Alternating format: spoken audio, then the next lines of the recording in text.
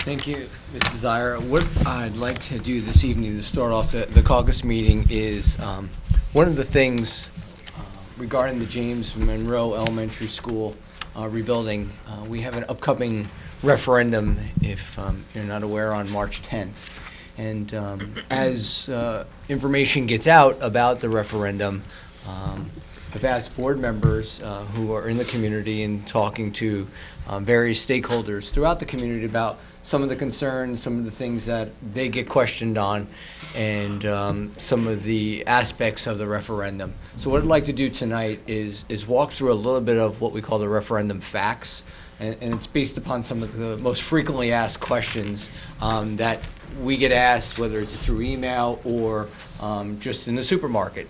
And I think this would hopefully provide some clarification on the situation that the board is confronted with. And I think everybody up front needs to know that, nobody asked for this. This was an unfortunate event that happened almost 11 months ago of the school burning down. And I don't think I speak out of turn for any board member to say it's not something that we'd want to do, but this is something we have to do. And overall, it is a community issue that we have to make sure that we rally around. I would say, if you recall, during those first few months, there were people from all over this town, this state, and across America, whether they were 8 years old or 80 years old, sending us 8 cents or $25, or just the people just recently, early on in the year, Raritan Center, raising $25,000. And I think this referendum is our opportunity as a community to send that message that we too support the James Monroe School. Regardless of the facts and where we are and things like that, it's really our opportunity as a community to rally behind our kids that so many people across this country have done for the past 11 months.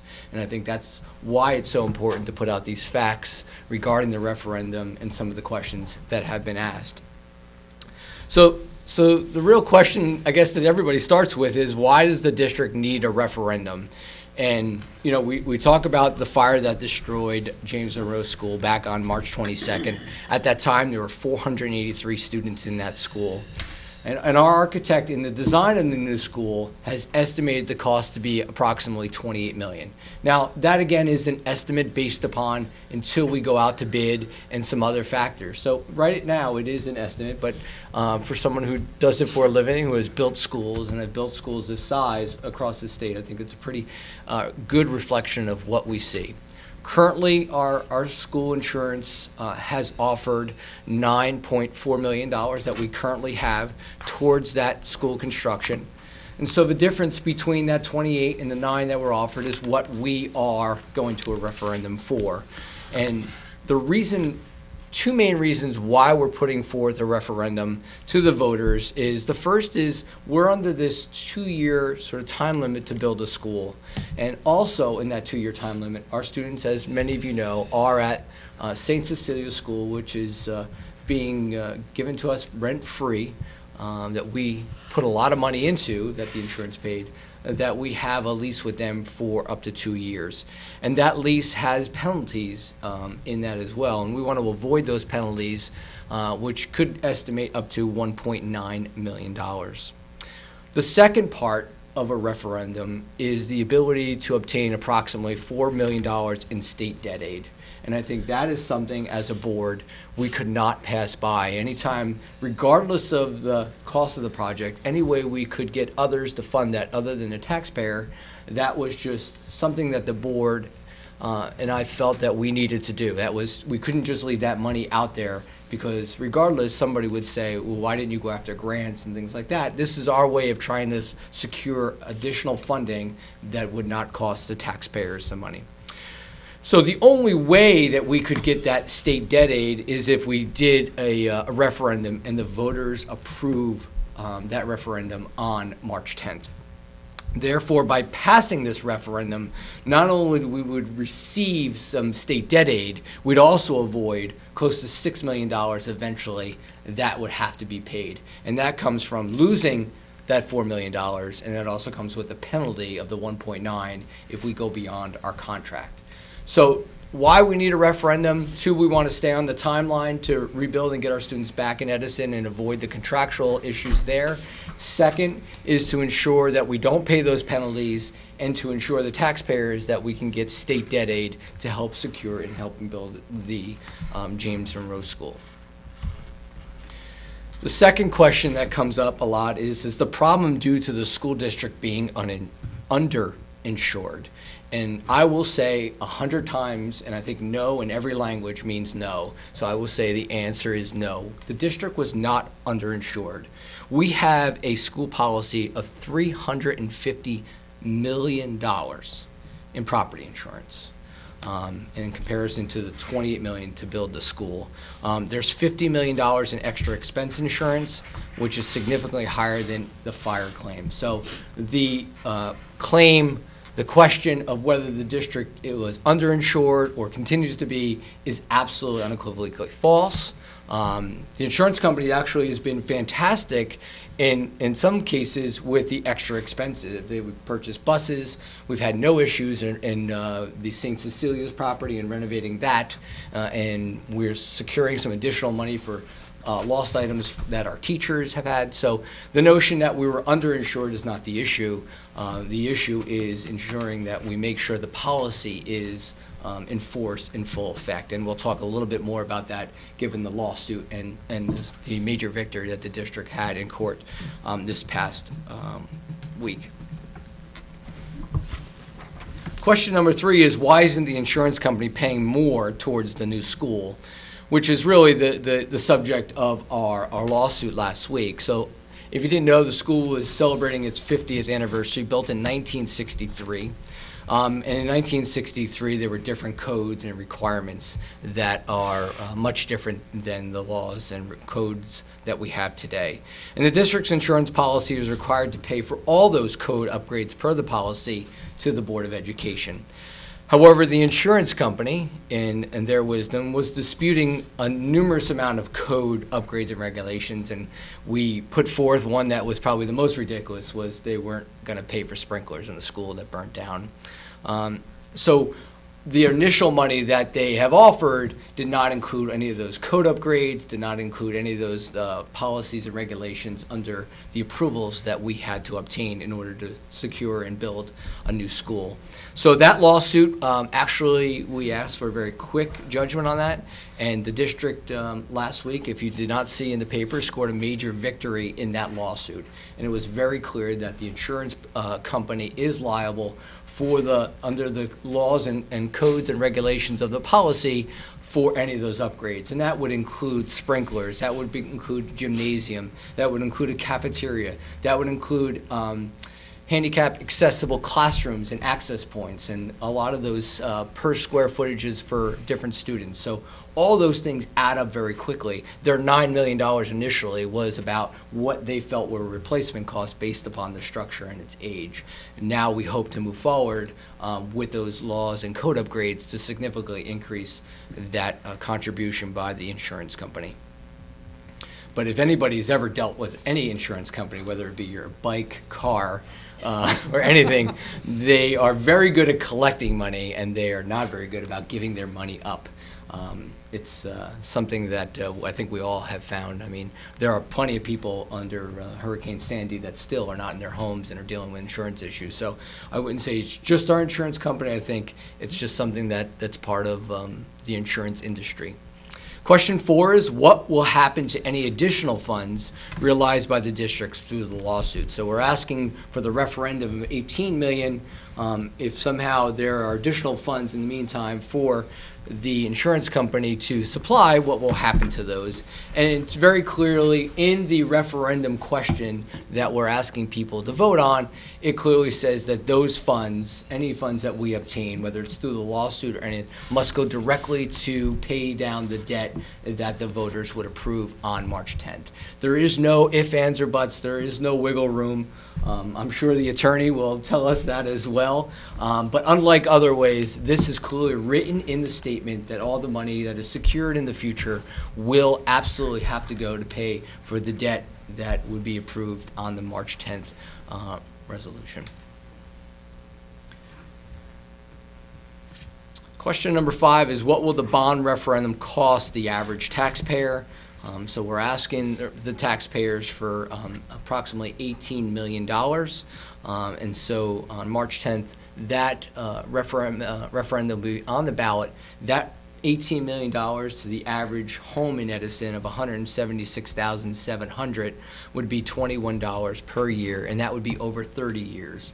Now, the way we're trying to structure our bonds is we're trying to do some short-term bonds that we hope to secure these funds that we're asking for in a short period of time. Therefore, we can pay those bonds off early.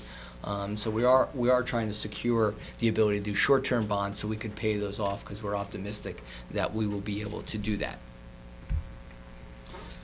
Question number 6 is, how much will the cost be reduced for the average taxpayer if additional funds are recovered?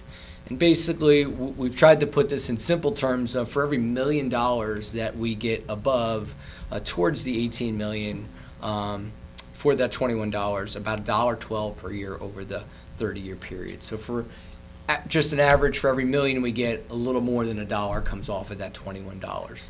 So you can see how quickly that would go down. But that $21 is over a full year as well. And so we hope to secure a lot of that difference, but any difference would be covered approximately about $1.12 per $1 million. Question 7, isn't there any other method to raise the funds? I think that was a question even someone that came to a previous board meeting had talked about. But public schools, much like other public entities like municipalities, counties, and even the state legislature, they're very limited on how we can borrow funds. So a referendum is one of the only ways that we actually, as a school board, have to go out and ask permission for our taxpayers to raise money. In addition to that, the only way we can obtain the $4 million in state debt payments towards that $18 million is only if the voters approve the referendum. Unlike other ways, it's much harder for us to get the money and then also to obtain other forms of grants and things like that without voter approval. And that's why the referendum is so important, because it not only gives us access to state debt aid towards that $18 million, but also helps us in that timeline. One of the other important parts of this is that we cannot begin any bidding, not construction, but bidding for the school project unless we have all the money accounted for. We can not say, well, we're going to get the money through a grant or somewhere else. We actually have to have the money in essence in the bank before we can even go out to bid. And that's a big problem for us in the timeline, and that's again another reason why we need to secure a referendum vote to help us along that timeline so we can secure all the money before we can even go out to a bid for construction. Why does the new school need to be larger than the original building? I think this is a question which gets to the point of people thinking we're building a larger, modern, very 21st century. We're actually not doing that. Although that temptation is there, we're really just looking to replace the building that had burned down. But it's interesting because the school, again, was built in 1963 under those codes. And so now that we have requirements to build classrooms larger per square foot, that increases the capacity of the school. We're now required to have a gym. We're required to have a cafeteria, a media center, handicap accessibility facilities. So the original building had an enrollment of nearly 500 students, which exceeded the state's capacity under the laws even before it burned down. So the district now has to conform to these standards that were not there during the original building to help build a larger school. We don't wish to build a school or redistrict students, and I think that's something that came up. So the reason why the school has to be larger, and there's a question later on that actually describes where the actual square footage would be going from the original 40,000 square foot to the 67.7, is because of these code upgrades. We are not, and I'll repeat, not interested, nor am I, in redistricting students to put them in the new James Monroe School. And we'll talk about that redistricting plan would only be if we aren't unable to actually build that school building.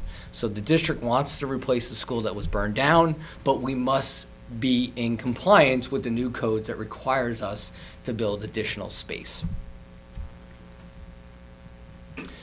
So what happens if the referendum is defeated by the voters? The one question I hate to answer, because even when we had budgets that went out, everybody would ask, you know, what happens if it's defeated? And to me, one, that sends a very negative message, but two, it comes across as very threatening, that if you don't vote for it, here's what it would be. But I have to be realistic and say what are our options as a board. So we have a lease agreement, as everyone is aware, with the Diocese of Metuchen for rent-free until September of 2016. It used to be a long time, September 2016, but every month that goes by, that gets closer and closer for us. So the lease agreement stipulates that the district needs to remain in St. Cecilia's School past that date. That two 6-month extensions would be permitted at a cost of $900,000 each. So at the conclusion of those 2 extensions, if construction of the new school hasn't begun or finished, the district would then be forced to disperse those students at St. Cecilia's School, which is the James Monroe students throughout the district among the remaining schools in the district.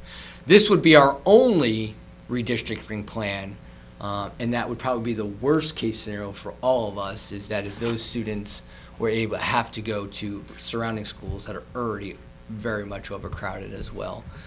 So I reiterate, the only plan for redistricting that the district would have would be if we could not build that school. Again, it's not because we're building a larger building, it's because those codes. And so if the taxpayers don't approve the school or the funds are not available to construct, the board would be forced to redistrict these students to other current schools that we have. What about classroom furniture, staff, supplies, and technology in the schools? Is this included in the referendum cost? The answer is no. All that classroom furniture, staff, technology, all of that is not included in the referendum.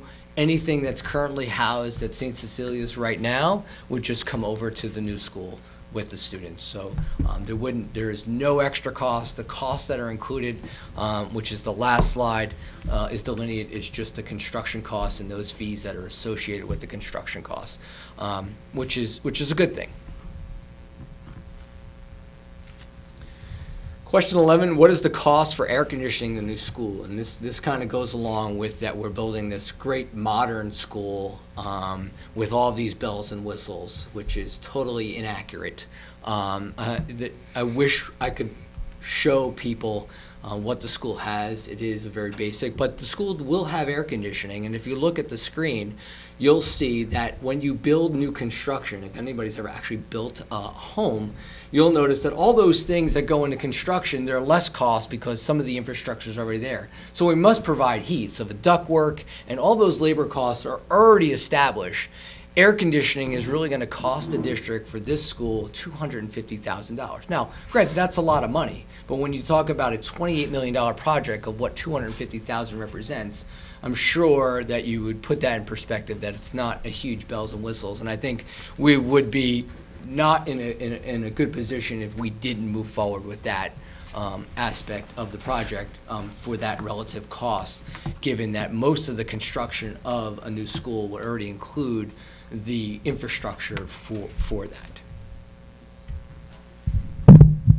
But it's very easy for people to make the argument that you're putting in all the bells and whistles when they hear about different things, but not realizing the cost and what involves in that.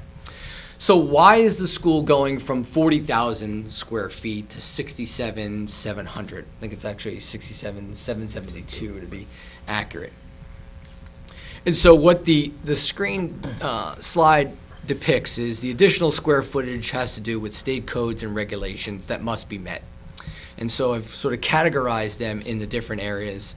And so we start off with the school being 40,000 square feet. Some of the classrooms regarding size had to be a little bit larger, so that's an additional 750 square feet. The library would be 2,000 square feet.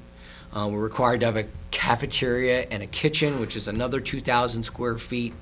There are 9 additional classrooms in the school, the way it was laid out, and to ensure additional, not every school has the same amount of kids in every grade. So when we talk about 9 additional classrooms, it's not 9, in essence more. It has to do with the square footage and code upgrades in order to make those things work. So we had 9 additional classrooms at 7,700 square feet. This proposed school has about 800 additional square feet for a music room. The gymnasium stage, you can see, encompasses 5,600. We have an additional kindergarten room, which has additional square footage of 950. And then all those things that a lot of people don't talk about, but we're required to put in, are the ADA accessibility for toilets. There has to be certain stairwells for fire compliance. There has to be an elevator because of handicap accessibility. There are different offices that are required under the regs that weren't required in 1963, and additional support spaces. So you get to 67,775 very quickly without enlarging the school for anything that we really think would be bells and whistles. These are all really code requirements that the DOE would not approve our plan and allow us to build unless we had those. So what I clearly want to state to everyone is that the district is not building a school to accommodate necessarily additional students. It will accommodate additional students, but because of the square footage and the functionality that the state makes us comply with, that is why. And here delineates very clearly what the additional square footage is. It's not a secret, it's clear. I hope everyone looks at that so they are understanding what constitutes why the building must be bigger because of the code upgrades that are required by us in order to get approval to build the building. Question 13, what if the referendum is not passed by the voters? What are the options afforded to the Board of Education before we get to that having to redistrict students throughout? So if the referendum is not passed on March 10th, the first option, and these are not in any particular order that I feel the board would consider, but just some of the options that we can go down on through, is the Board of Education can then put forth another referendum, and that would be in September. The state dictates that there are only 4 days. They dictate the days of when you can hold referendums: September, December, January, and in March. They pick the dates, they pick the months. We are only allowed to do it during those months, and that's why the September date would be the next time. And you can see that's an awful long period of time, given our time frame and some of our penalties, that it would be something that the board would have to consider. If the board decides to go for a second referendum, which must be the same referendum as the one that was defeated, and it is then turned down by the voters a second time, the board has the option to appeal to the Commission of Education, again, as long as it's the same referendum. And I think that would be another option that's afforded to the board. The Board of Education could ask other entities, such as the municipality, the county government, the state legislature. I know Senator Barnes has reached out to me about maybe providing some options as well, and I'll be meeting with him shortly to maybe do some other things. So they had that ability. Those things are probably highly unlikely. I don't necessarily like to speak about politicians, but they are elected, and if voters vote against things, that's not really a good sign that they should go against the voters. So I say that it's highly unlikely, because if voters don't support those things, not once but twice, that's a difficult thing for someone who is elected to take an opposing position.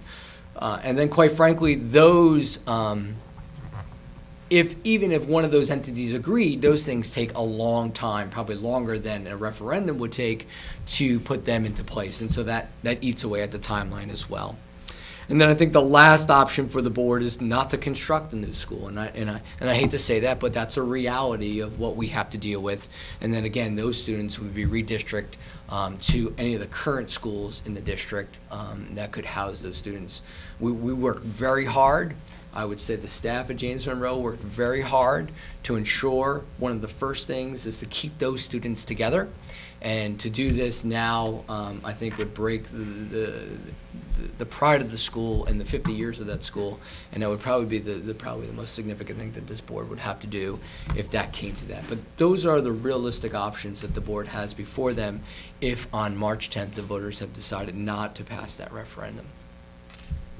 Question 14, what's the lawsuit all about? And if you see any news every day, everybody's suing everyone. So I wanted to put some clarity sort of on what we asked the judge to do, because it was a pretty simple question that we had, is that we wanted to bring forth the first question, not about how much the insurance company was paying us, but we wanted to ensure that under the policy that we have, under the laws and codes and ordinances, that the DOE regulations were part of our insurance policy. And again, I'm pleased to say that Judge Francis here in Middlesex Superior Court ruled in the district's favor, that basically said the insurance company must pay for those code upgrades. The insurance company made the argument that the codes and upgrades were only local ordinances or local policies, whether they be the local fire code or any of the environmental codes, but it was encompassing all the DOE and anything that the state requires. The state also requires, given some of the issues that have happened across America about security and safety in schools, there are a whole list of security measures that schools must have now when they build a school that were definitely not in effect in 1963, which are also in Judge Francis' ruling that they must include when they offer. So now that they're required to offer and cover, we expect that number to grow to cover those areas that the state is requiring us to have.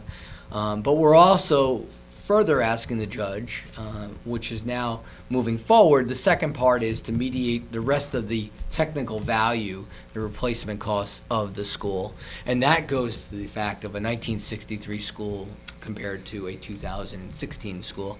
And given the judge ruling, and we hope to get the actual transcript from that judge's ruling, because I think it was pretty powerful for someone who sat in the court, was very pleased on how he ruled. He was very much in favor of the school district, and I think overall that was really a good sign. Did you want to add something? Well, I was just going to say, I'm told we'll have, we've had to request an expedited version of the transcript, so I'm told we'll have that in time for the Monday action meeting, a week from Monday. So I think if we can put that out there, I think that'll be even further clarity of how I used the word absurd, and I think it was reaching, but I think the judge clarified that for me, that it was very clear, and he literally ruled within 24 hours of hearing the case, which kind of, I think, showed very clearly where they were. One of the other questions that comes up that we've heard is, why does the architect's design include a two-story building? And when people don't recognize, they think of a large building, 2 stories, and we're building this very big, Donald Trump comes to people's mind, being a very big building. And so the reason why it's 2 stories is, if you can recall, we were trying to control costs by ensuring that we stayed within the same footprint of the original school, so we didn't have to have additional costs of the footings and foundations and things like that. But remember, the old school did not have a gym, a cafeteria, and those things. So in order to stay within that footprint and add those things without expanding the footprint, our choice was to go up in one area on classrooms in order to make room for the other large facilities like the gym and the cafeteria. So the issue of building a 2-story building was actually a pretty creative issue by the architect to ensure that we stayed cost effective without adding additional costs for site improvements, parking, and those items, by adding an additional story to stay within the footprint and then squeezing the additional footage, which is the largest part, gym and cafeteria, into the same footing. And so that is the reason why we wanted to add a second story. And then the last question is, what makes up the $28 million cost estimate? With the advent of the internet, that people can just Google and come up with their own assumptions of this is astronomical and what it really costs. And so when people do simple math and they try to do square footage and cost, you know, I get where people have concerns, but when you actually look at what the total construction costs, so the construction of the facility, we estimate, again, we haven't gone out to bid. We have to make sure we have a pretty good estimate because we don't want to have to ask for more, but anything we don't use, we can always pay off on the debt. So the actual construction costs are $23.7 million is what our architect is saying the bids will come in. We do think, and it's hard for me to say this publicly, but we do think they'll come in a little less, but we're thinking that's a pretty good number given the number of schools that our current architect has built and has seen built in the state of New Jersey. Then the difference between that 23 to the 28 are covered in these other costs. And so, yes, our state government gets $41,000 to review our plans. And so those are our costs that people really don't recognize. They don't just do it because they're state government. Everybody works for a fee. Our architect and engineer fees, about $1.3 million. Our bonding and legal fees, not Mr. Bush, but others. I want to make sure that's clear because I know he would feel uncomfortable. But these are our legal fees regarding the construction contract.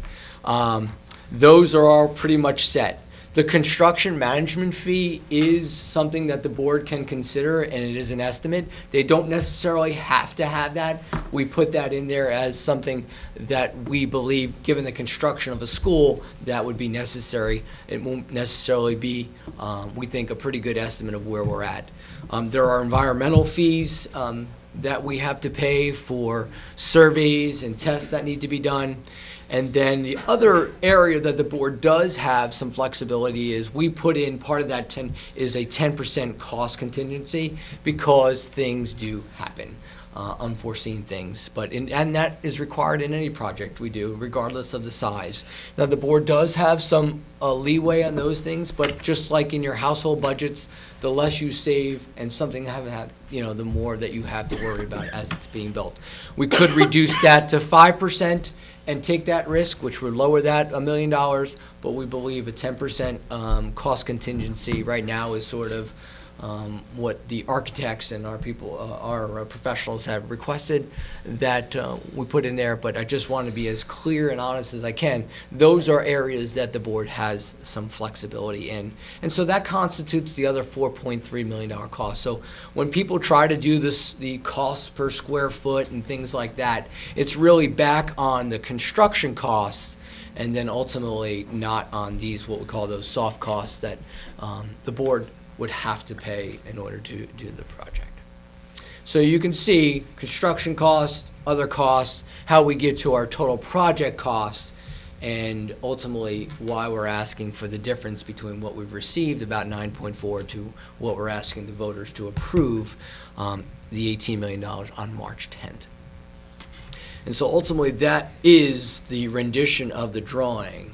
And by all accounts, I would definitely sit here before all of you and speak to the community to say we are not building what we would consider state-of-the-art building. I can give you buildings in Keensburg, in Long Branch, in Newark, in Patterson that are costing taxpayers, that are fully funded by you, in Edison and all across the state, that are costing in excess of $70 million.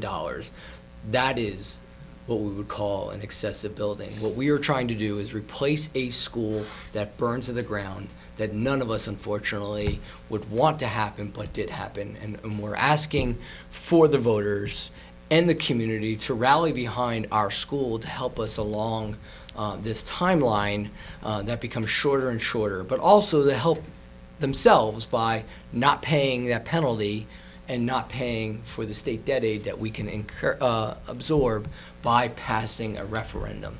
And I think it's a very reasonable plan that the board has put out there. I think it's something that we can do because I think it is the ability to secure some additional funds that may not be available to us. So with that said, I'll take any questions that board members may have, and I hope this answered a lot of questions that you had given me and that you've heard in the community that we can convey out there.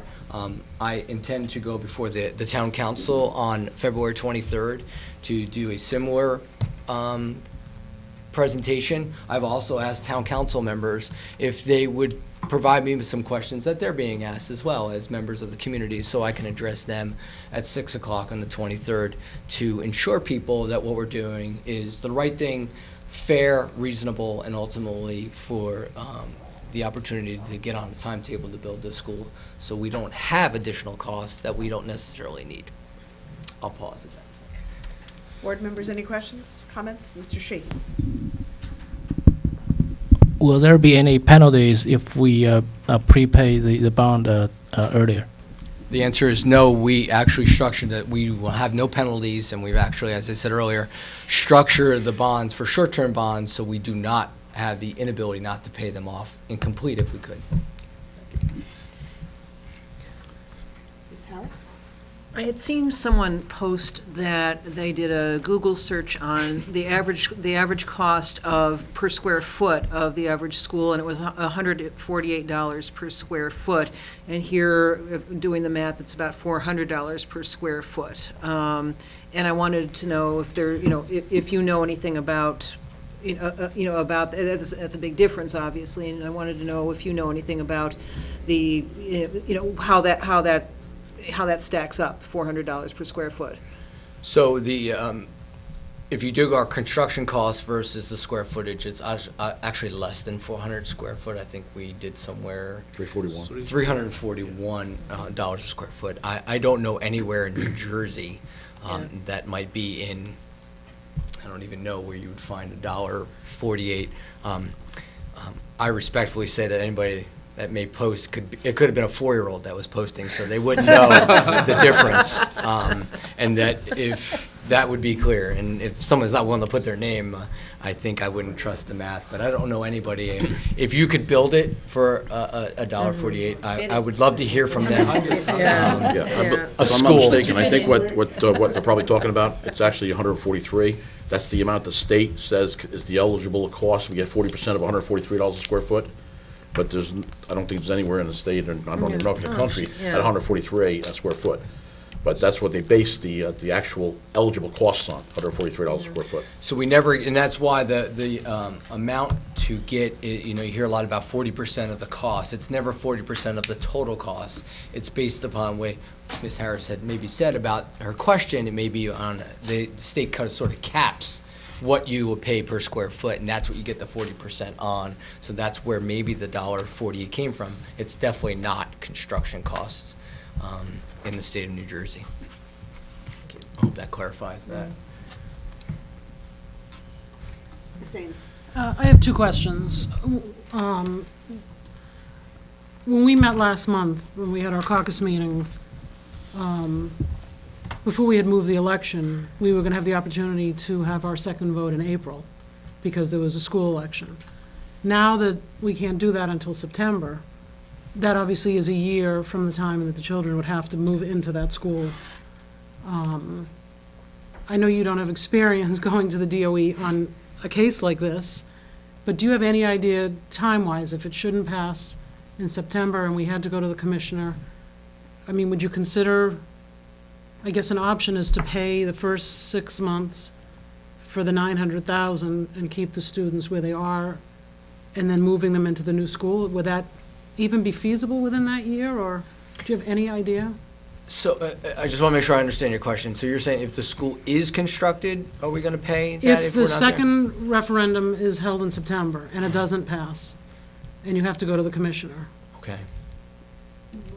what's the timeline, or I think that's uncharted territory. I think the commissioner would recognize, for someone who spent probably the first 2 months talking to the commissioner on a regular basis about the project and very helpful, I think he would take a look at that. But I don't know what, we say we appeal to the commissioner, but I'm sure he has a process to go through. Right, what does that mean? I don't know what that would be as far as a timeline, what his process and decision.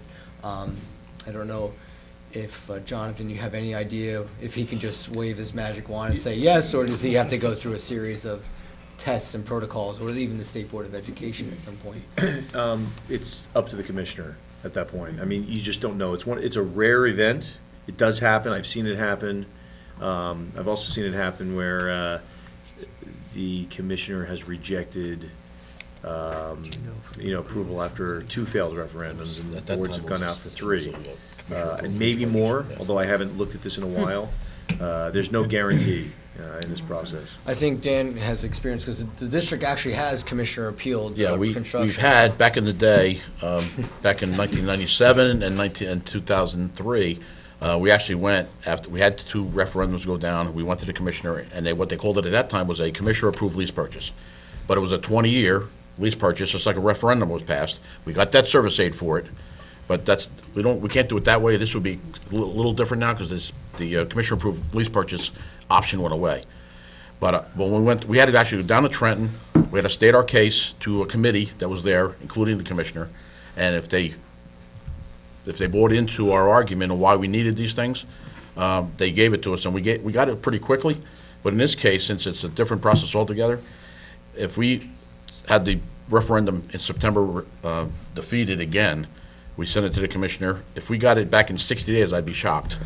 But even if we did get it in 60 days, by the time you go out to bid and award it, you'd be into the winter time. You wouldn't have to be able to break ground until probably the next April, which is 5 months away from the date you have to move out of St. Cecilia's. So if it goes that route, I suspect we would have to probably be in there the whole year in 16, 17, which would cost us that $1.8 million. So Well, and then we'd be under the gun to get out at Correct. the end of that year, because our deal with them is only for the 1 extended year, or the 2 Correct. 6-month periods. So Correct. So not only is there a That's- penalty, but I still need It's to a move big those risk. students somewhere Right. else. So the penalty, if it may not be severe enough for some people to pay, I also still have to house them somewhere. That school might still be an option, but that is not under our contractual terms that we agreed to at the current time. My other question is, if the school does not get built, what happens to the property that we own where James Monroe was, and what happens to the insurance money that we've received? So it is my understanding that the insurance money that we currently have, that $9.4 million, is ours. It is, but if we use it to spend on something else, another school, something other than that which was insured, we could probably kiss goodbye any other insurance coverage. So, you really don't want to do that. I would advise you against doing that. It's your money now, but I would advise you against doing that before the insurance process is over. But And the that's not land, going to be over, foreseeably, it's not going to be over for a very long time. but the land is the Board of Education land. You could put that up for sale and generate more proceeds. I'm sure that land would go at a high value. And then add that to the proceeds of the $9 million and construct something along those lines where we would need the overcrowding, because these 500-plus kids would be coming into our schools. So that is partially an option to have going forward. Not a great option. Probably scares a lot of people that I just said that, but it's an option.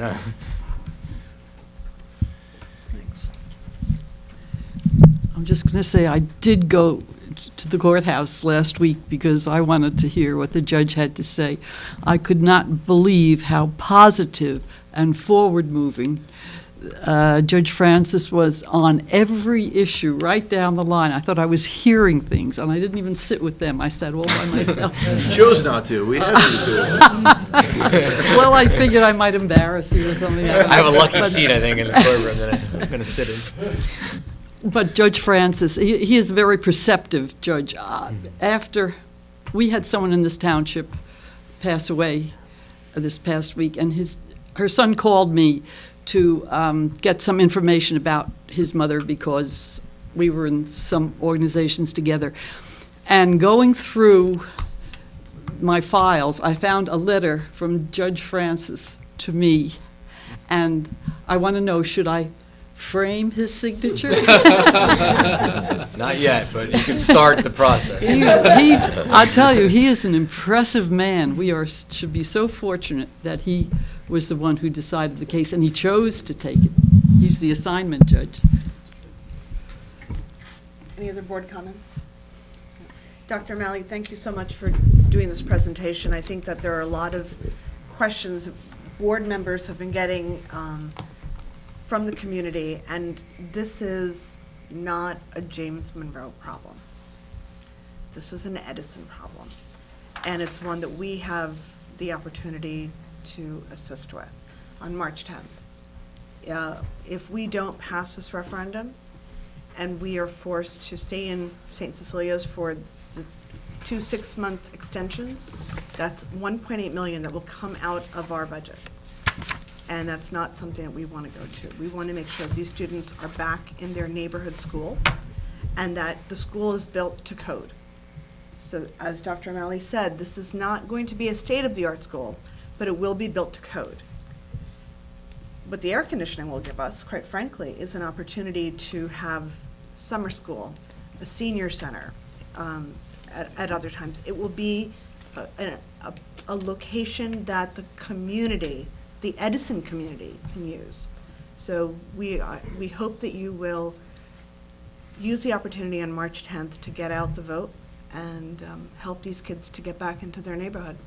Thank you. If I could provide one more comment that I wish I could add to this.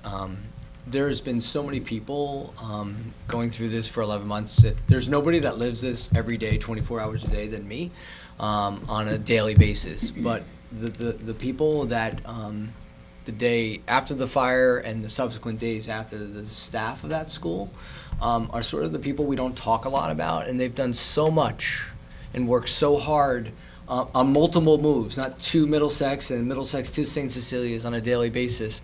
I think my feelings, and I'll say this is only my feelings, this would be a huge slap in the face to those people that work so hard every day to ensure that the students' lives didn't change and that they felt going to a school every day. It wasn't the actual physical building, it was a building that they were together and they were working, and I think that needs to be recognized regardless of how the referendum comes out. I really feel passionate.